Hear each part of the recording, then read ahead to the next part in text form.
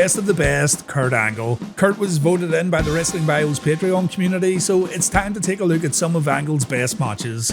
As a reminder, all of these matches have been personally selected by myself. The purpose of this best of the best series is to give newcomers and new fans of pro wrestling a solid match guide where they can find some of the best matches from superstars of the past, and the choices I make in these videos attempt to show a featured wrestler in the best light possible. Viewers on YouTube can help out too. Use the comment section to suggest more Kurt Angle matches, and hopefully we'll have a great resourceful video page where fans can get the absolute best of the best. Right, Kurt Angle, Olympic gold medalist. Let's take a look at some of my personal favourite Kurt Angle matches. First up, I want to talk about Backlash 2002, Kurt Angle vs Edge. Many people say Kurt made Edge a main event player in this matchup even though Edge would end up losing, and that's a quality and ability you want to have in your superstars. Fans were on the edge of their seats as it looked like Edge could very well overcome the odds and beat Angle on pay-per-view. In the end, it took 2 Olympic slams to put the future rated R superstar away, but it's one of those matches where both competitors come out looking fantastic, and if you're a fan of false finishes and action that keeps you on the edge of your seat, you're gonna enjoy this one. There's a pretty scary German suplex from Edge though. Kurt lands on his neck and shoulder and you can immediately see the referee rushing over to check in on Angle. Kurt said this wasn't Edge's fault, it was Angle who called for the German suplex, which was also a move Edge hadn't performed all that often. Angle said he should have got Edge to practice the move a few more times before the match, but thankfully it didn't lead to anything serious. Kurt said on his podcast that he was extremely happy with how this one turned out. Both guys knew they stole the show at Backlash 2002, and Kurt believes that had the bout been given another 5 minutes, it would have been the match of the year. Kurt also said Vince McMahon was elated when he and Edge walked backstage after the encounter. The chairman absolutely loved the match, and it's not hard to see why. A fantastic match right here featuring 2 guys working their asses off. Edge was able to beat Angle at the following pay-per-view. The two would meet once again, only the stakes were raised in a hair versus hair match. Angle not only lost the match, but he also lost his hair when all was said and done. In the Eddie Guerrero Best of the Best video, I ended up choosing Guerrero vs Angle at WrestleMania 20 instead of their SmackDown match that aired on April 14th, 2005. So I'm going to choose that SmackDown match for this video. Think about all the things you like about Eddie Guerrero and Kurt Angle, and you're going to see all those things in this matchup. You get Angle's hard-hitting offense, you get Guerrero's high-flying abilities, we get to see Eddie trying to lie and cheat his way to victory while Kurt uses one of his 3 eyes, intelligence, to predict when Eddie's going to try and steal a cheap win. You get to see Angle dominating the match when it goes to the mat. You get Eddie bringing the crowd back into it while invoking sympathy from the audience. It's a really, really good TV match and probably Eddie's best babyface match before going back to the dark side. The finish of the match is what brings it down for a lot of people, and I do agree it's not very good. Rey Mysterio ends up accidentally costing Eddie the match, which did feel like a cop-out after all the hard work both Eddie and Kurt put into the bout, but everything up until that point was really good. Remember too that this was a standard TV match, over 25 minutes are spared for it, and it didn't cost viewers a single penny to watch on pay-per-view. As good as WWE are doing nowadays, they still struggle to put on pay-per-view caliber matches on weekly TV shows, and hey, it makes sense why they wouldn't do that. But back then, you'd get treated to gems like this much more often. And it's matches like Guerrero vs Angle on SmackDown that made WWE weekly television shows so much fun to watch.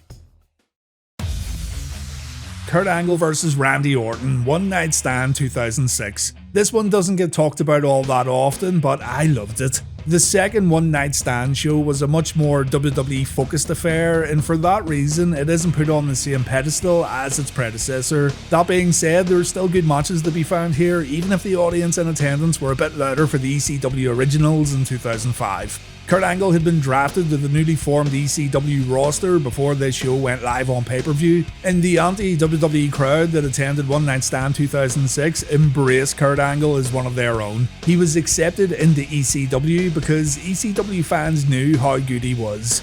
Now calling himself the Wrestling Machine, Kurt got a thunderous ovation as he stepped inside the Hammerstein Ballroom with a new attitude and a new purpose. This Kurt Angle only cared about destroying his opponents at every given opportunity, and even though beating someone like Randy Orton's no easy task, Angle was able to do it and fans in attendance absolutely loved it. Unfortunately, this meaner, more focused Kurt Angle wouldn't stay in WWE or ECW for much longer. In August of 2006, Kurt was given an early release from his WWE contract and he ended up appearing in TNA. Though Kurt would bring some of that newfound intensity with him, and TNA was much better for it. Look this one up though when you get a chance. Kurt looked like an absolute badass in this match. That same year, in 2006, Kurt Angle faced Samoa Joe at TNA Turning Point. These two had already met inside the ring at Genesis a month prior, where Angle defeated Joe via submission, but I definitely recommend looking up their Turning Point match if you can only choose one. Ideally, you'll want to watch their Genesis, Turning Point, and Final Resolution matches though. Even after the two had squared off at Genesis, fans were still amazed to see Samoa Joe standing on one side of the ring and Kurt Angle standing on the other. No one ever thought these two would have the opportunity to wrestle each other, and that feeling still carried over into their next match. The Turning Point match was given a lot more time in comparison to their previous bout, which afforded both men a lot more opportunities to focus on submission wrestling and technical counters and reversals. But you've also got an insane amount of intensity here that doesn't let up at all. It's one of the best wars that Kurt Angle was ever involved in. A good, aggressive pro wrestling match here that the fans inside the Impact Zone completely ate up. Unfortunately, Angle's aggressiveness worked against him when he smacked himself on the head with a steel chair. This allowed Joe to lock in the Coquina Clutch and win the match, but the outcome would also lead to a rubber match between Angle and Joe, so it's all good. Kurt Angle and Shawn Michaels had an all-time classic match at WrestleMania 21. Many call this Angle's greatest match ever, and yeah, if I had to pick one Kurt Angle match out of them all to recommend to a new viewer, I'd probably go with this one.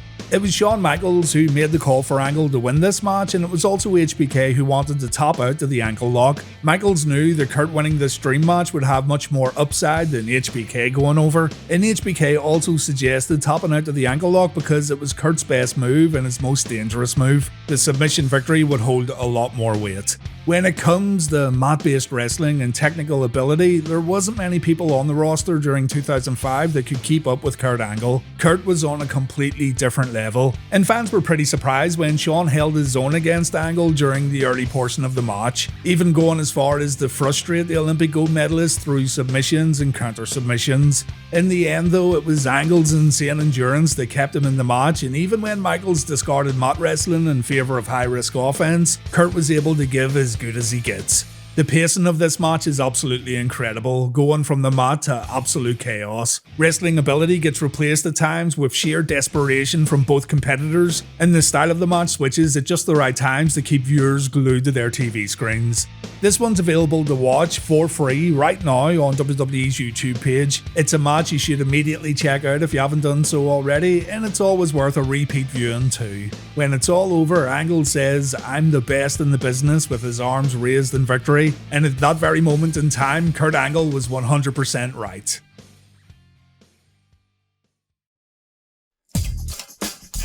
Kurt Angle wasn't just a great professional wrestler, he could also be an extremely violent performer who would take great pleasure in destroying his opponents by any means necessary. If you're looking for a fun, violent Kurt Angle match, then you'll want to check out Angle vs Shane McMahon at the 2001 King of the Ring. And man, this is a match I've watched so many times. It's hard to recapture how you feel when watching this one for the first time, so if by any chance you still haven't seen Angle vs Shane McMahon, then you're in for a real treat. For some reason, Shane McMahon decided to rip into Kurt Angle while announcing WCW was going to invade the WWF in the near future, and Shane even performed an Olympic slam on Kurt during the June 11th, 2001 episode of Raw's War. This was enough to make Angle see red, and Shane would end up paying for his crimes in the most brutal way possible. This match at King of the Ring is a street fight, there are no rules, and what many fans are going to remember from this one is that glass at the entranceway set that refused to break. Angle tried to suplex Shane through a pane of glass, but Shane ended up landing right on it and watching backstage. It was Shane who demanded that Kurt try again, and if that glass didn't break on the final attempt, then the whole thing would have been called off. It shows how dangerous this spot really was. Vince didn't say a word to Kurt after the match. Angle said McMahon wasn't happy with Kurt or his son when both men got to the back. Even referee Mike Chioda thought he was going to get fired when this one ended. But still, take the glass spots away and it's still a very gripping match and a very physical fight. Kurt ends up winning with an Olympic slam off the top rope, and loads of credit has to go to Shane for this one too.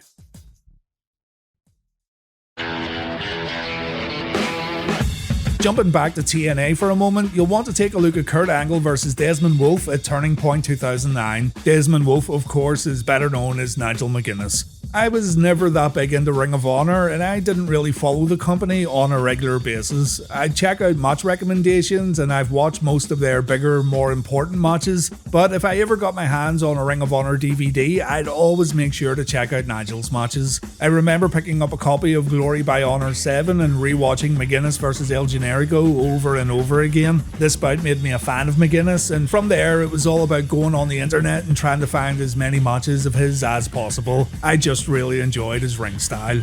Nigel had a reputation. He was a technically gifted pro wrestler, yet he was extremely hard hitting, and I still think to this day he's one of the most underrated performers in pro wrestling history who unfortunately didn't get a chance to reach his absolute peak. Nigel agreed to sign with WWE in principle, but he failed a physical due to an injury that still needed surgery. So he went to TNA, he changed his name to Desmond Wolfe, and his first order of business was to go straight after Kurt Angle. Before their showdown at Turning Point, Wolfe got the better of Angle on multiple occasions. Angle even took a loss to Wolfe following a referee stoppage, but at the pay-per-view, Angle was able to overcome his new adversary and Wolfe tapped out to the ankle lock. Angle vs McGuinness is a match many people didn't think could ever happen, but TNA offered Kurt a new pool of talent to work with. Many people consider Kurt's TNA run far superior to his WWE run simply due to the wide range of different styles and opponents he had to work against, and to Angle's credit, the Olympic gold medalist truly evolved when he left WWE. Behind closed doors, things were falling apart for Kurt, all that stuff's well documented, but in the ring the man was still a wrestling machine, and this match with an absolute Ring of Honor legend shows that Kurt could hang with anyone no matter what was going on away from the ring. Fans who enjoy technical wrestling shouldn't sleep on this one. It's one of those matches that still feel legitimate, and it was so good that TNA decided to do it again the following month at Final Resolution.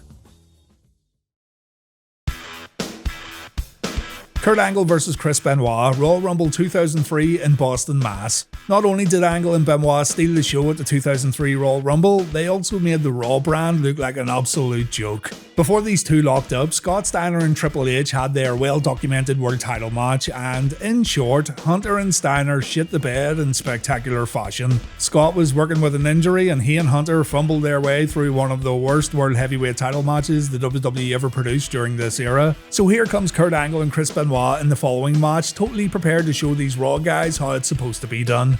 What's great about this match is the fact that high spots and character work's more or less thrown out the window. This match is about two technicians with very similar styles doing what they do best for the WWE Championship, nothing more and nothing less. This kind of match does have the potential to go downhill because it's Benoit and Angle's job to keep viewers engaged from bell to bell while presenting a bout that at its core is more strategic in nature, but these two pulled off what can only be described as a mat classic. This match proved that with the right people in the ring, a match can be carried by in-ring ability alone. The WWE had left the Attitude Era behind them with all those main event matches driven heavily by gimmicks, interference, and certain hooks that keep people coming back for more. Angle vs Benoit didn't need any of that. All these two had to do was wrestle, and in doing that, they put on a match that many say was the best of both men's respective careers. It really was that good. It worked out too because these two knew each other very, very well. They had multiple pay-per-view matches against each other leading up to the Royal Rumble in 2003, and as it would turn out, this would be their final showdown on pay-per-view. If you love submission wrestling, if you love suplexes, if you like a ton of near falls that keep you on the edge of your seat, then this one definitely comes recommended. The only criticism I can give here is that the outcome felt predictable. I didn't think Benoit was going to win the title when this one went down, but it's still a fantastic wrestling match that deserves all the praise it's got over the years. I talked about this match in a different upload not too long ago, but when Kurt Angle won the Patreon poll for this video, I knew right away I was going to talk about this one more time. It's Kurt Angle versus Stone Cold Steve Austin, SummerSlam 2001 in San Jose, California. At the Invasion pay-per-view, Steve Austin turned his back on WWF and he joined the Alliance after hitting Kurt Angle with a stunner. This set off a chain of events where Angle won and lost the WCW Championship thanks to Stone Cold, but Kurt wanted Austin at SummerSlam and he also wanted the WWF Championship. Angle walked into SummerSlam as a babyface. It was his first big pay-per-view singles match as a good guy, and the audience did more than just accept Angle as their new WWF hero. They went absolutely nuts for him.